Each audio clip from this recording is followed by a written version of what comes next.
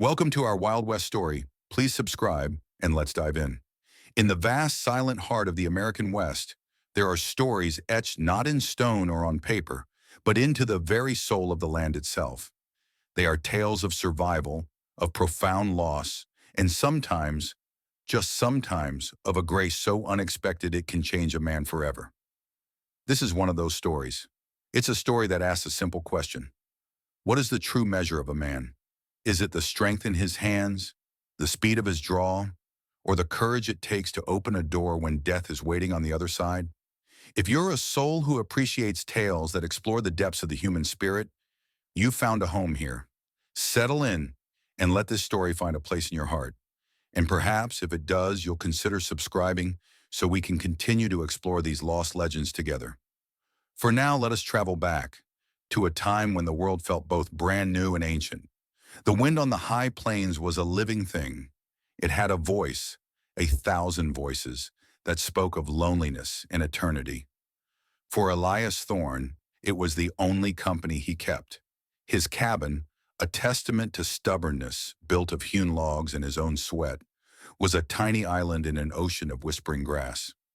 It stood as a lonely monument to a life that had been hollowed out, leaving only the shell of a man behind. Elias was not an old man, not by the counting of years, but his eyes, the color of a faded prairie sky, held the weariness of a century. Each line on his face was a chapter of a story he no longer told. A story of a wagon journey filled with foolish hope, of a wife named Sarah whose laughter used to be the only music he needed, and of a little girl, Lily, whose hand, small and warm, had been the anchor of his world. The fever had taken them both in the space of a single, brutal week, 2 winters past. He had buried them himself on the small hill behind the cabin, beneath the shade of the lone cottonwood tree that had drawn them to this spot. Now his life was a ritual of survival, a quiet, stubborn refusal to follow them into the earth. He worked his traps, tended his small garden, and repaired the things that broke, all with a methodical silence that kept the screaming grief at bay. On this particular afternoon, as the sky bruised to a deep purple in the west, he was mending a leather strap for his saddle. The fire in the hearth crackled and spat, a small, defiant beast against the encroaching cold. The rhythmic thump-pull of his awl through the thick hide was a kind of prayer, a metronome for his solitude. Thump-pull, a stitch for yesterday. Thump-pull, a stitch for today. He dared not think of tomorrow. That's when he heard it. At first, he dismissed it as a trick of the wind, another phantom voice in its lonely chorus. But it came again, sharper this time, a high, thin sound like the cry of a hawk, yet filled with a distinctly human desperation. It was a sound of pure pain, snagged on the thorns of the gale and carried to his door. His hands stilled. The leather fell from his lap. In this vast emptiness, any human sound was an anomaly, an invasion. It could mean a lost traveler, or it could mean danger. In the 2 years since Sarah and Lily had passed, he hadn't spoken to another soul. He had seen Ute hunting parties in the distance, and once, a column of cavalry moving south, but he had remained unseen, a ghost in his own life. The cry came a third time, weaker now, almost consumed by the rising storm. It was the sound of a life guttering out. Something inside him, an ember of the man he used to be, stirred. He thought of Lily, her small face pale with fever, her breasts growing shallow. He had been helpless then, a roaring helplessness that had clawed his insides raw. With a groan, he pushed himself to his feet. He couldn't be helpless again. He couldn't. He pulled on his heavy oilskin coat, the fabric stiff and cold. He grabbed his old Winchester rifle from its pegs by the door, its wooden stock smooth and familiar in his grip. A lifetime ago, Sarah had hated the sight of it. Now it was as much a part of him as his own arm. He lit his storm lantern, the small flame casting dancing, monstrous shadows on the cabin walls. Then he opened the door and stepped out into the teeth of the gale. The world outside was chaos. Rain, driven almost horizontal by the wind, struck his face like 1,000 tiny needles. The air was thick with the smell of wet earth and ozone. The light from his lantern was a fragile, flickering thing, barely pushing back the immense roaring darkness that pressed in from all sides. The prairie, usually so open and wide, felt claustrophobic, a black, tumultuous sea. He shielded the lantern with his body and began to walk, leaning into the wind. He called out, his voice snatched from his lips and torn to shreds. "Hello? Is someone out there?" Only the storm answered. He moved methodically, his boots sinking into the sodden ground. He headed in the direction the cry had come from, toward the rocky outcropping that marked the western edge of his small claim. Every gust of wind threatened to extinguish his precious light, and every shadow seemed to coil and writhe. It was a fool's errand, he knew. He could wander for miles and find nothing, or worse, walk straight into the trouble that had caused the cry in the first place. But the image of Lily's face wouldn't leave him. He had failed her. He had prayed to a silent God, bargained with an empty sky, and in the end, all his strength had amounted to nothing. He couldn't save his own daughter. But maybe, just maybe, the world was giving him a chance to answer a different prayer. After what felt like an hour of battling the storm, his light snagged on something. Not the gray of a rock or the brown of dead grass. It was a patch of color, a deep buckskin tan, plastered against the base of a large boulder. He moved closer, his heart hammering against his ribs. Huddled in a small cavity, trying to find shelter from the relentless wind, was a child. A girl no older than 10, with skin the color of rich copper and hair as black and straight as a raven's wing. She was Comanche.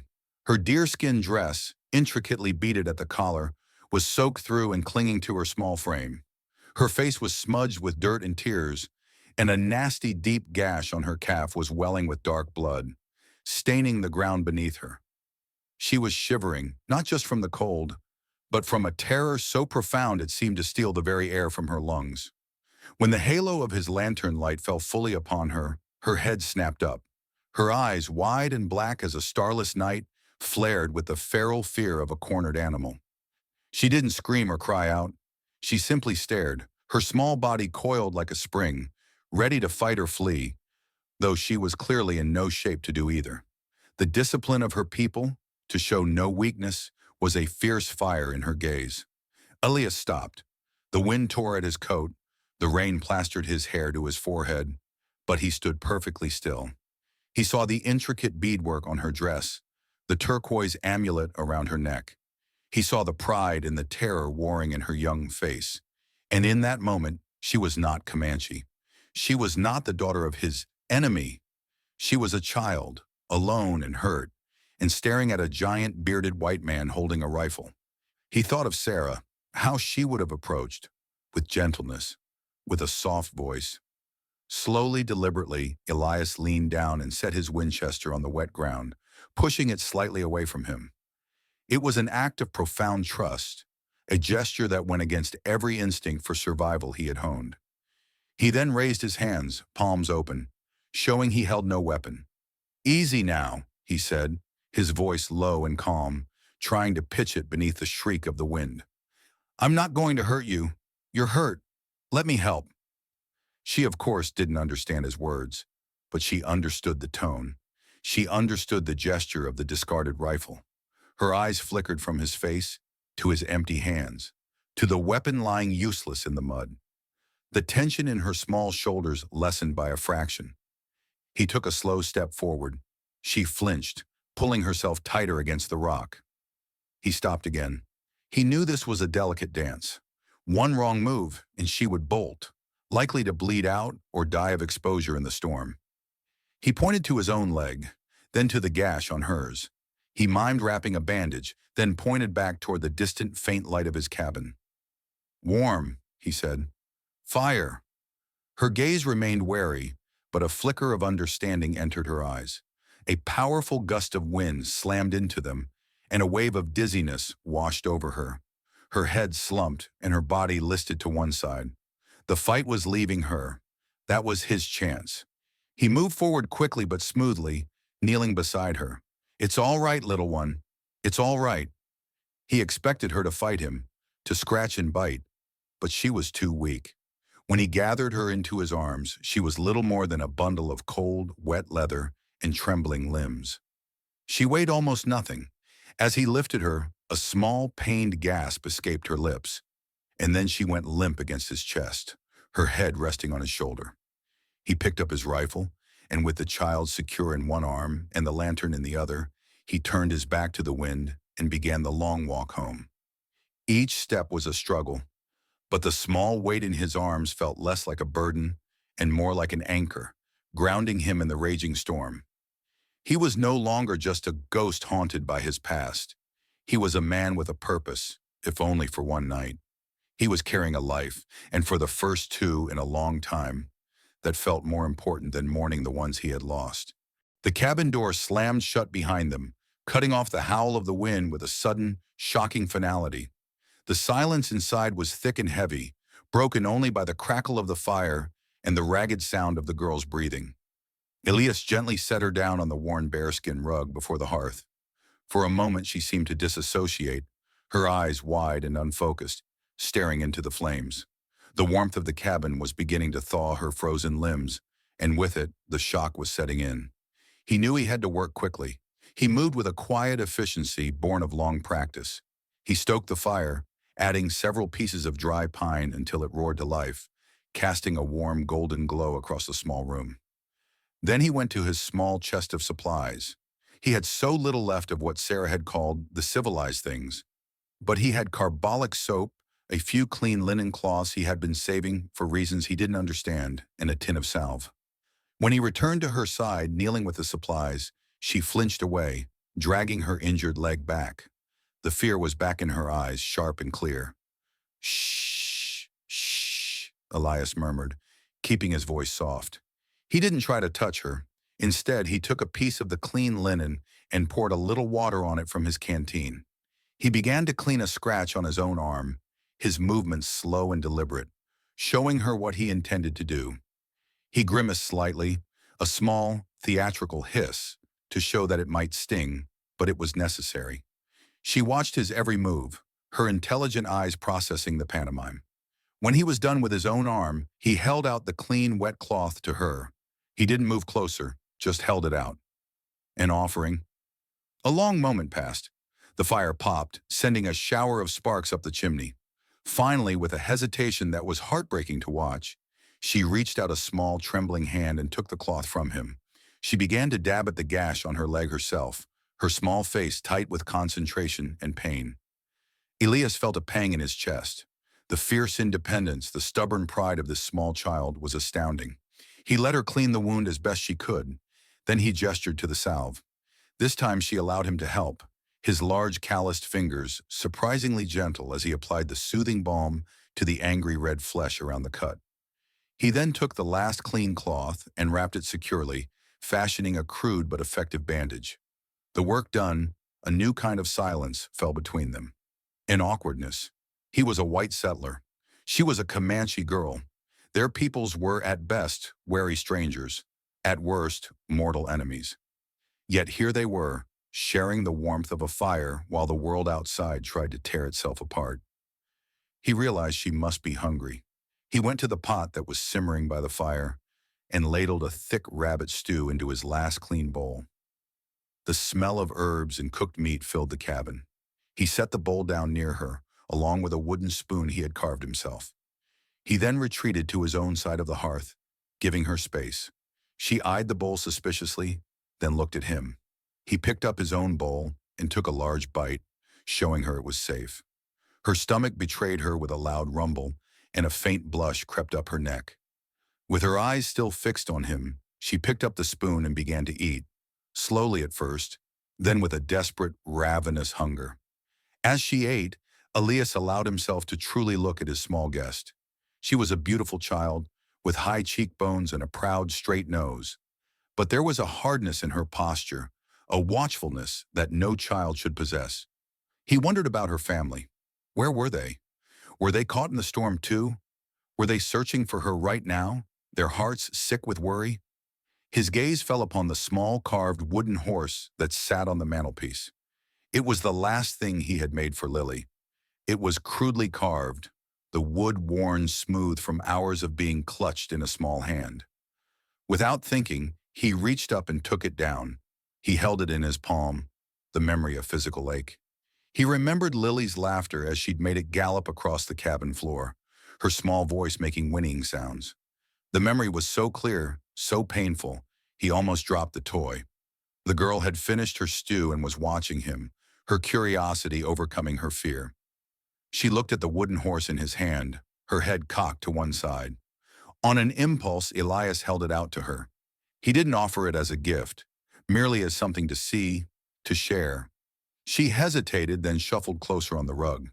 She reached out and gently touched the horse's head with one finger. Elias pushed it across the floor to her.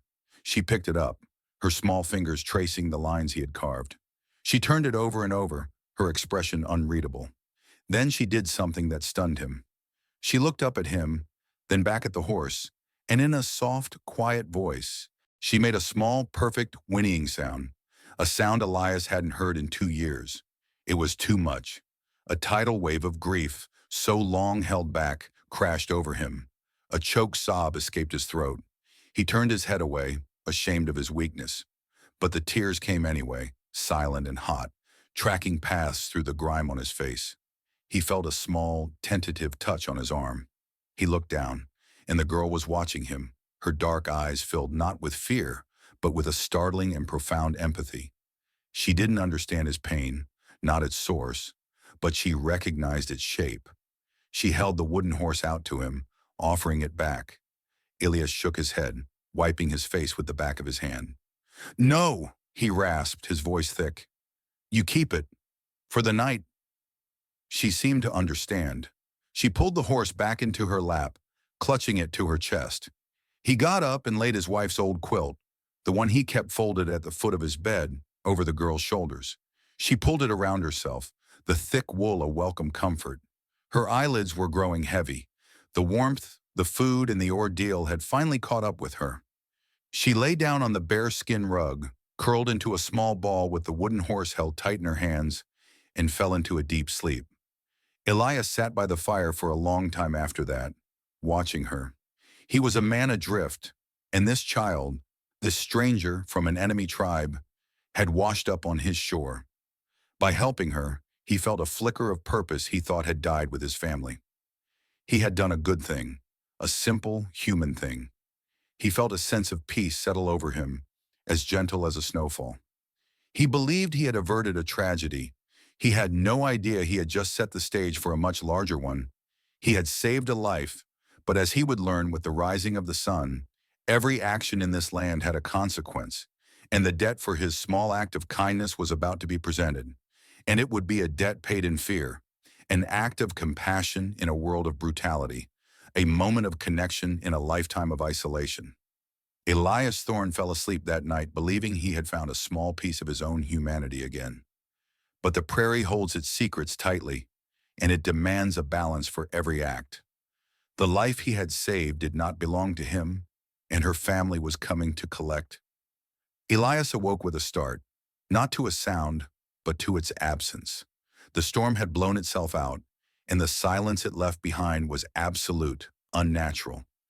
It was the kind of deep, ringing quiet that makes the hairs on your arms stand up. The fire had burned down to a bed of glowing orange embers, casting a faint pulsating light in the gloom. He looked over at the hearth. The girl was still asleep, a small, still form wrapped in the quilt. The sight calmed the unease in his gut. He rose, his joints protesting the cold, and moved to the cabin's single window to look out at the new day. The world outside was transformed. The sky was scrubbed clean, a canvas of pale rose and soft gray. A low-lying mist clung to the ground, shrouding the prairie in a soft, ethereal blanket. It was beautiful, peaceful, but something was wrong. His horse, Old Joe, who was usually content to doze in his small paddock, was agitated. The horse was pacing, his head up, his ears twitching, his nostrils flared as he sniffed the air. Old Joe was a calm, steady animal. It took a lot to spook him. Elias's eyes narrowed. He scanned the landscape, his gaze sweeping across the familiar contours of his land. The mist made it difficult to see, but there was a stillness that felt watchful. And then he saw it. On the crest of the ridge that overlooked his cabin, a shape emerged from the fog. At first, it was just a dark vertical line against the gray. But it wasn't a tree. It had the unmistakable silhouette of a man on a horse, a warrior sitting perfectly still, his lance a black spear pointing to the sky. Elias's breath caught in his throat. As he watched, another figure materialized beside the first, then a third, and a fourth. They didn't ride over the ridge.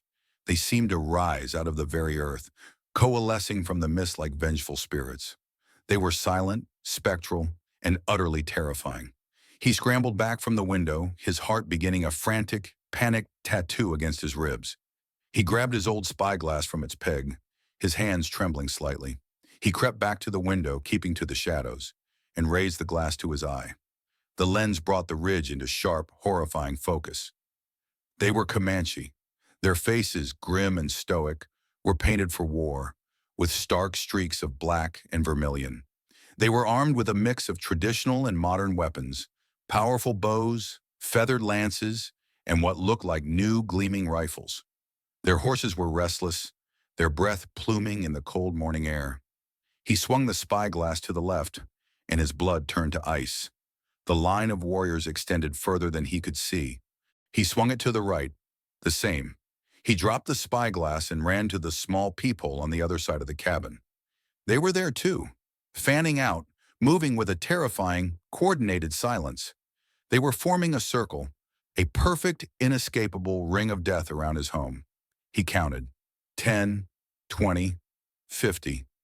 He lost count somewhere around 70. 70 warriors, all of them veterans by the look of their bearing, all of them focused on his small, pathetic cabin with a singular, deadly intent. Panic, cold and sharp, seized him. His mind raced. He could barricade the door, use his rifle. He had 100 rounds of ammunition. He could maybe take 10, 15 of them with him before they overwhelmed him, before they set the cabin alight and burned him alive. The thought died as quickly as it came. This wasn't a fight. It was an execution. He looked over at the sleeping girl, the cause of all this. They thought he had stolen her. They thought he was a monster, a kidnapper, a violator. They had come to exact their justice, and Comanche justice was swift, brutal, and absolute. He sank down to the floor, his back against the rough log wall, the spyglass slipping from his nerveless fingers.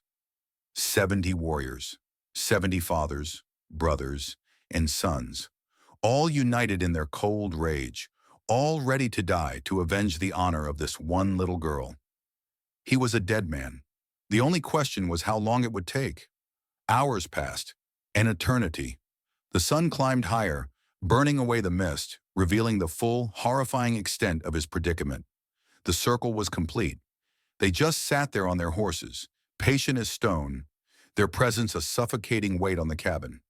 There were no war cries, no threats shouted across the clearing. The silence was their weapon.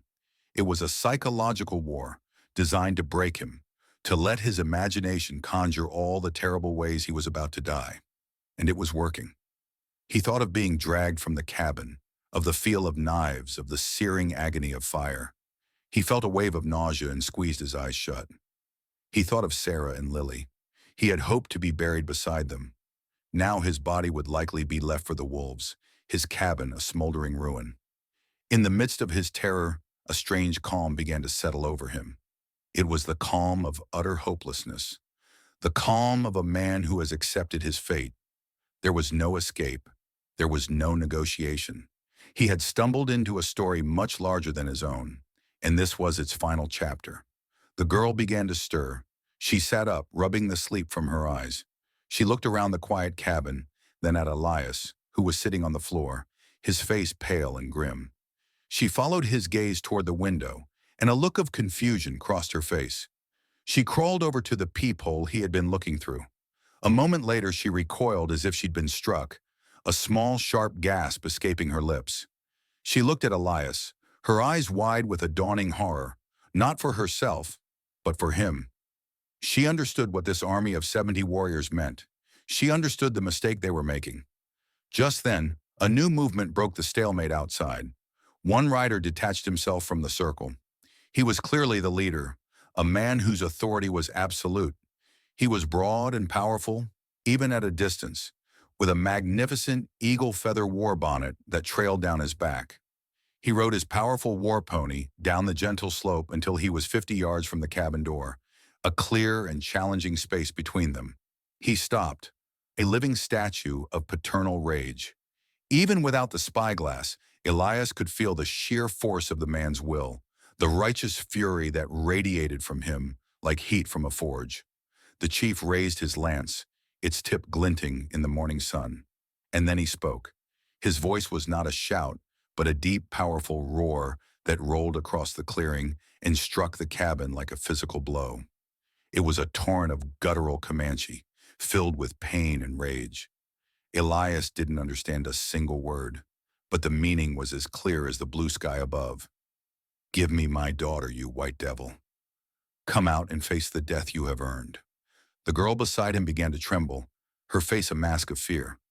She looked from the terrifying figure of her father to the lone, trapped man beside her. Elias looked at her, and in that moment, his own fear became secondary. He saw the terror in her eyes, the way she was caught between the two worlds that were about to collide and tear her apart. He knew what he had to do. Fighting was suicide. Hiding was delaying the inevitable. There was only one path left. It was the narrowest of paths, a razor's edge between certain death and the slimmest, most impossible chance of survival. It required an act of faith so profound it bordered on insanity. He had to trust in the one thing he had left, the simple truth. He took a long, shuddering breath. He looked at the girl and gave her a small. He was no longer a war chief. He was just a father. He walked forward, his steps slow and deliberate, his moccasins making no sound on the damp earth. He stopped a few feet from the porch, his eyes locked with Elias's. Tiny ran the last few steps, limping slightly, and threw her arms around her father's legs, burying her face in the soft deerskin. Stoneheart placed a massive hand on her head, stroking her black hair, his eyes never leaving Elias. For a long moment, the two men simply looked at each other. The settler who had lost his daughter, and the chief who had just gotten his back. In that shared silence, a universe of understanding passed between them. There was no common language, no common culture, but they were bound by the common, fierce, and terrible love of a parent.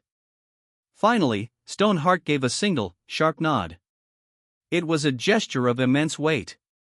It was an apology, an acknowledgement, and a granting of life, all in one. He turned, and with his daughter still clinging to him, he walked back to his horse. He swung Tiny up into the saddle with an easy grace, then mounted behind her, his powerful arms encircling her protectively. He looked once more at the silent circle of his warriors. He raised a hand, not in a signal to attack, but in a signal to withdraw. And as one, the war party turned. There was no fanfare, no final shout. They simply turned their horses and began to ride away. As silently and mysteriously as they had arrived, they melted back into the prairie, their forms receding over the gentle slope of the ridge until they were gone, leaving nothing behind but the hoofprints in the damp earth. Elias Thorne stood on his porch, his legs suddenly weak, his body trembling in the aftermath. He sank down onto the top step, the strength finally leaving him. He dropped his head into his hands, and the sound of his own ragged breathing filled the vast, empty silence. He had opened his door to death, and had been met with grace. He was alone again, but the silence was different now. The crushing weight of it was gone. The ghosts of his past were still there, but they felt more distant, their sorrow softened.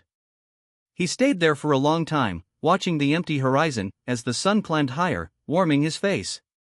He didn't know it yet, but something had been mended inside him, a piece of his shattered soul stitched back together by the trust of a small girl and the unexpected mercy of her father. The prairie was still a vast and lonely place, but for the first time in a very long time, it didn't feel like a tomb. It felt like a home. And as he looked at the small wooden horse she had left behind on the porch, he realized he had one more story to tell the two graves on the hill. A story of how, on a day he was certain he would die, he had finally learned how to live again. In the end, the language of the heart needs no translation. Compassion, honor, a father's love, these are the truths that bind us all. Elias Thorne's story is a reminder that even in the most desolate of places, and in the most desperate of times, a single act of kindness can echo with a power that can turn warriors from a path of vengeance and bring a man back from the dead. Thank you for sharing this journey with us. If this story resonated with you, please consider subscribing to our channel and share it with someone who appreciates the timeless tales of the human spirit. There are so many more stories lost to the wind, waiting to be told. Until next time, may you find the courage to open your own door, no matter what awaits on the other side. Thanks for watching. Please subscribe to our channel. Sad smile. Then he pushed himself to his feet and walked toward the door. He didn't pick up his rifle. He didn't even pick up a knife. He walked toward the door that was the only thing separating him from 70 men who wanted to tear him limb from limb, and he reached for the latch. This is the moment, the hinge on which a life pivots. Every choice Elias Thorne has ever made, every loss he has endured, has led him to this single, terrifying step. He cannot fight. He cannot flee. All he can do is open the door and walk into the heart of his own execution, armed with nothing but a desperate hope that the truth will be enough. The groan of the cabin door opening was a sound that seemed to tear the fabric of the silent morning. It was a sound of surrender, of finality. To the 70 warriors arrayed in the field, it was the sound they had been waiting for. A collective, almost imperceptible shift went through them. Bowstrings were drawn taut. Rifle hammers were cocked back with a series of sharp metallic clicks that sounded like a death rattle. They were ready. Their vengeance was at hand. Elias stepped out onto the small porch, into the full glare of the morning sun. He squinted, his eyes adjusting to the brightness after the gloom of the cabin. He kept his hands held open at his sides, his palms facing forward, a universal sign of peace, though it felt like a laughably futile gesture. He stood there, a lone figure in worn, homespun clothes, facing a demigod of war. He met the chief's burning gaze without flinching. He did not look down. He did not show fear, though his insides were a churning knot of it. He simply stood, his presence a silent statement. Here I am.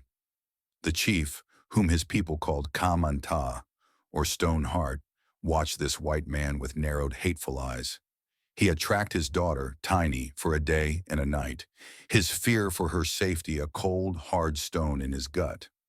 When the tracks led to this lone cabin, his fear had curdled into a white-hot rage.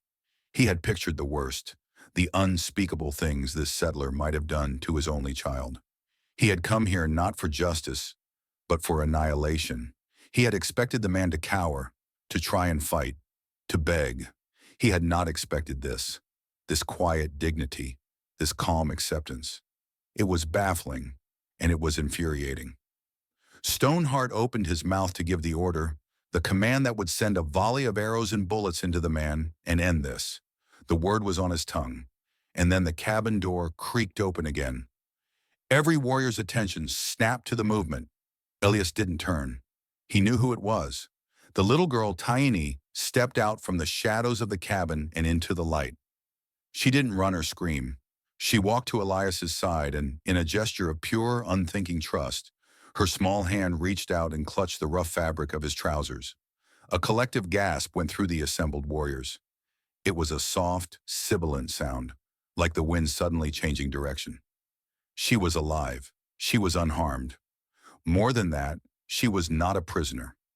She stood beside the white man, not as a captive, but as someone under his protection. Stoneheart stared, his mind struggling to reconcile what he was seeing with the monstrous narrative he had constructed.